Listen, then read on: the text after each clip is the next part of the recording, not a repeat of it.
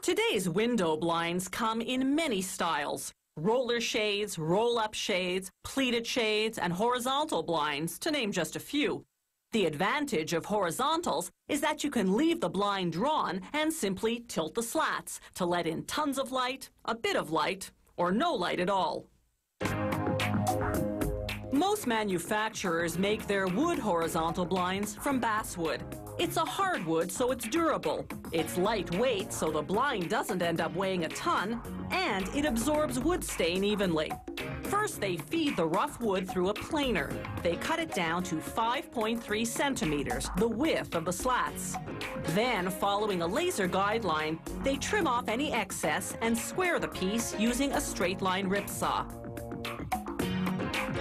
Now the piece goes through a machine that's specially designed to cut thin slats of wood.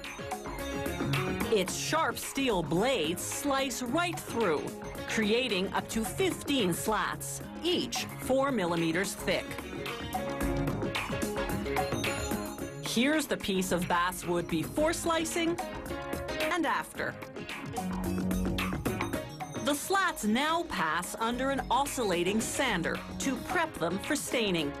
After cutting them to the width of the window, workers spray wood stain on both sides of each slat, then a coat of sealer to lock in the color.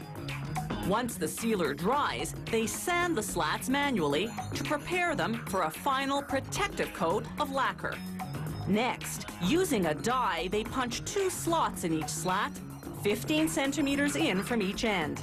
These are for the color-coordinated cords that'll operate the blind. Now for the assembly. They hang ladder-shaped cords called ladder tapes from the blind's headrail, then slide 1 slat onto each rung. Then they thread the blind cord through the slots in the slats, hooking it up to the control mechanisms hidden in the headrail. A cord dangles down the front for raising and lowering the blind. They also mount a wand or cord for tilting the slats. The excess ladder tape is tucked into a bottom rail. To make aluminum blinds, they start with long strips of preformed steel. These will be the blind's headrail and bottom rail. Workers cut them to the required length, which is the width of the window.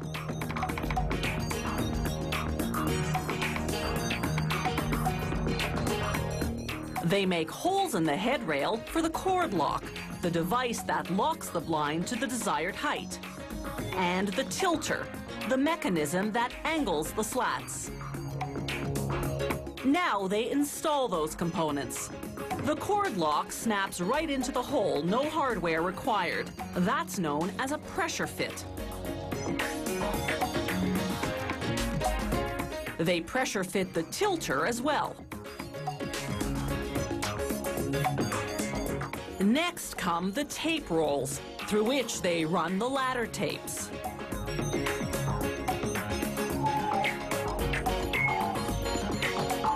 They cut the appropriate length and color of blind cord, then thread it through the cord lock. The tilter turns a rod which turns the tape roll, which tilts the ladder tapes, angling the slats. And speaking of slats, they're cut from rolls of 2.5 centimeter wide aluminum. Workers simply feed a roll into the forming machine, then the rest of the process is automated. First, the machine gives the flat metal a semicircular curve. Then it punches cord holes, and then, as you see on the far left of the screen, cuts it into slats. But that's not all. This same machine also assembles the blind, sliding a slat onto each rung of the ladder tapes.